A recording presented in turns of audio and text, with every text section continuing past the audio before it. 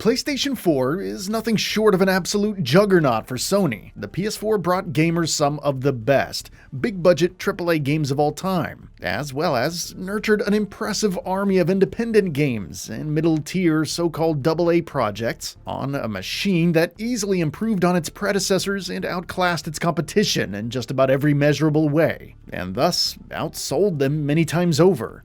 In many ways, the PlayStation 4 is Sony's most successful console ever, but in 2020, as the PS5 is getting into more and more hands, and some Sony's first-party studios leave the PS4 behind, the era of the PS4 is finally coming to its inevitable close. The age of Sony's fourth main home console is winding down. Given that, now is a great time to really look at the PS4 and better understand what exactly made it so great. The first and most obvious point to make about the PS4 is its competition, or lack thereof. Most people watching this video already know the story, so I'll make it quick. The Xbox One pretty much fell flat on its face every step, from the moment it was announced until even after it launched. Underpowered, outdated RAM, too much emphasis on multimedia functionality, too little emphasis on its own exclusive games, a required internet connection, and a whole host of other things held the Xbox One back at launch and continued to haunt its reputation throughout the entire generation. This gave the PlayStation a huge opportunity to gain ground that the PlayStation 3 could have only dreamed of gaining in the 7th generation. People who would normally never give PlayStation a second look were switching over. On top of that, Nintendo wasn't exactly setting the world on fire with the Wii U. That had its own list of missteps and misfires that drove its audience into the arms of Sony, at least until the Switch came out, as well.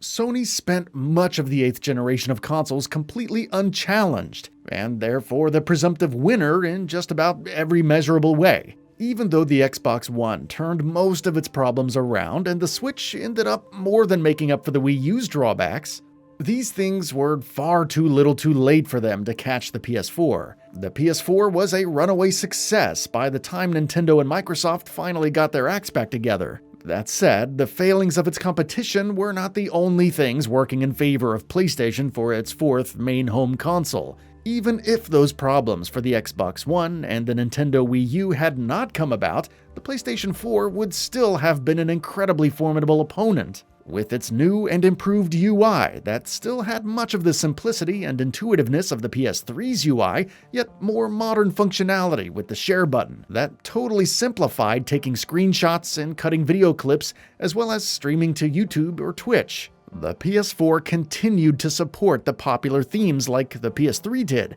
as well as making multiple aesthetic improvements that the PS3's more basic look lacked.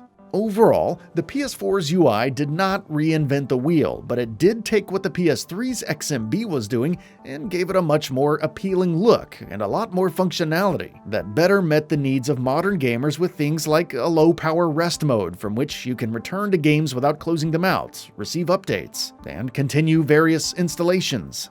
The PS4 also had more bells and whistles like party chat, news feeds, actually functional remote play with the Vita and PCs, and, of course, just a generally smoother experience overall. The PS4 also improved on its DualShock for the biggest overhaul the controller design had received since the analog sticks were invented.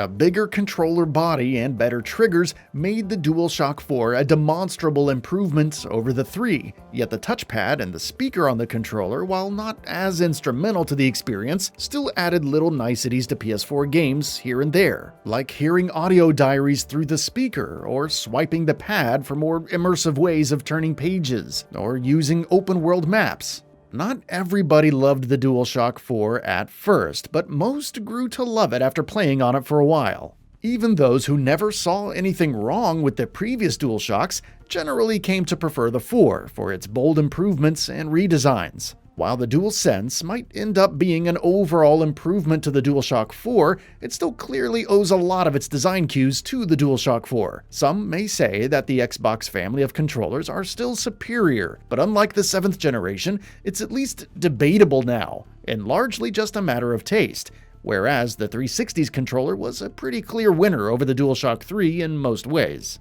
What the DualShock 4 lacked in battery life, it more than made up for with an excellent design, thick handles, great triggers, and still what is probably the best D-pad in the business. Of course, any analysis of the PS4 and its success would not be complete without mentioning the lineup of stellar games. That's, while perhaps not quite as vibrant and diverse as the PS3's in terms of sheer variety, still managed to blow the doors off the third-person action-adventure market with truly excellent examples of the genre at every turn. Horizon Zero Dawn, Detroit Become Human, God of War, Ghost of Tsushima, and The Last of Us Part 2 were more than enough to fill out the top tier of the PS4's library and sell consoles. But it was rounded out nicely by games like Gravity Rush 2, Resogun, and a fabulous catalog of remakes and remasters of classics like Shadow of the Colossus, Medieval, and the Crash and Spyro trilogies. Couple all of that with the healthiest list of great indie titles a gaming console has ever seen, and you have one hell of a library there. And that's not even counting all the third-party games that almost always just ran better on PS4 than any other console. With all of that, if you liked console gaming between 2013 and 2020, odds are you had a PS4. And if you didn't, you couldn't be blamed for having a bad case of FOMO from time to time. As the Xbox One struggled throughout the entire generation to come anywhere near close to what Sony was doing in terms of its exclusive games, but even if it did, it's hard to beat the PS4 lineup.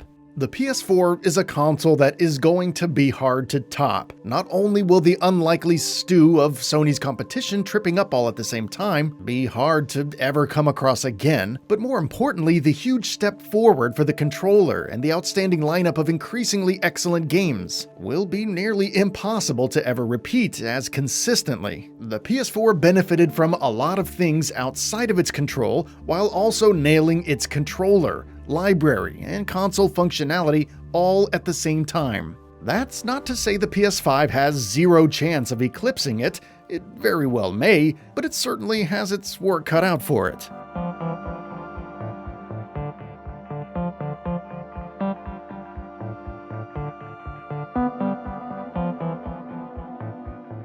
That's it for this video. If you enjoyed and would like to see more, feel free to hit that subscribe button and hit the notification bell to ensure you'll be notified when new videos go up.